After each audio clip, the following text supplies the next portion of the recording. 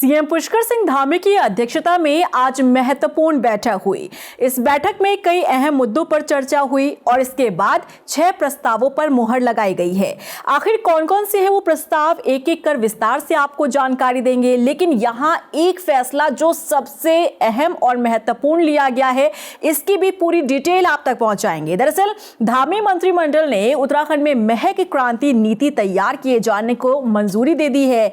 राज्य में लंबे समय से महक क्रांति नीति तैयार करने की चर्चा चल रही थी। हाल ही में सगंध पौधा केंद्र की ओर से तिमरू से परफ्यूम भी तैयार किया गया, जो प्रधानमंत्री नरेंद्र मोदी को काफी पसंद आया था। ऐसे में उत्तराखंड सरकार प्रदेश में सगंध फसलों के उत्पादन को बढ़ाने और इसके इस्तेमाल को बढ़ाए जाने पर जोर देना चाहती है। इसके लिए राज्य सरकार ने तमाम पहलुओं को शामिल करते हुए महक क्रांति नीति तैयार करने का निर्णय लिया है।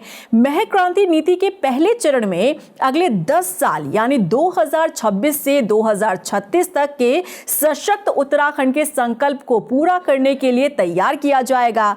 यही नहीं, उत्तराखंड राज्य में सगंध खेती को बढ़ावा देने के लिए अच्छी खासी सब्सिडी का भी प्रावधान किया जाएगा।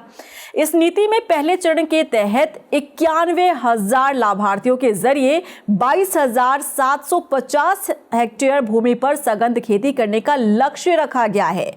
इस नीति के तहत किसानों को कम से कम 1 हेक्टेयर भूमि पर 80% की सब्सिडी और 1 हेक्टेयर से अधिक की भूमि पर सगंध खेती करने पर 50% की सब्सिडी दी जाएगी।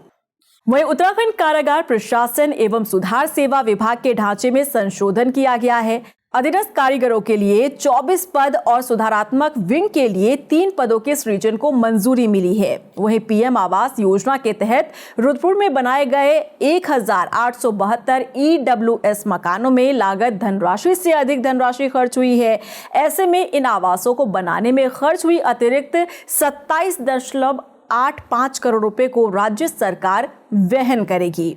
इसी के साथ राज्य शैक्षणिक अनुसंधान एवं प्रशिक्षण परिषद उत्तराखंड की ओर से मौजूदा समय में पीएम ई विद्या कार्यक्रम के तहत 5 फ्री शैक्षणिक टीवी चैनलों का प्रसारण किया जा रहा है। इसके लिए central institute of education technology, राष्ट्रीय शैक्षणिक अनुसंधान एवं प्रशिक्षण परिषद नई दिल्ली और राज्य शैक्षणिक अनुसंधान एवं प्रशिक्षण परिषद उत्तराखंड के बीच MOU किया गया है। ऐसे में इस कार्यक्रम को बेहतर ढंग से संचालित करने के लिए धामी मंत्रिमंडल ने 8 पदों को सृजन करने की मंजूरी दे दी है। वहीं उत्तराखंड राज्य के प्रारंभिक शिक्षा सेवा नियमावली 2012 में संशोधन को मंजूरी दी गई है।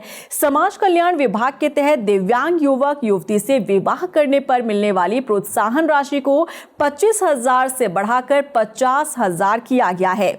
तो आज धामी मंत्रिमंडल की कैबिनेट की बैठक में ये महत्वपूर्ण फैसले लिए गए हैं। कैसी लगी आपको ये जानकारी? कमेंट सेक्शन में जरूर बताइएगा।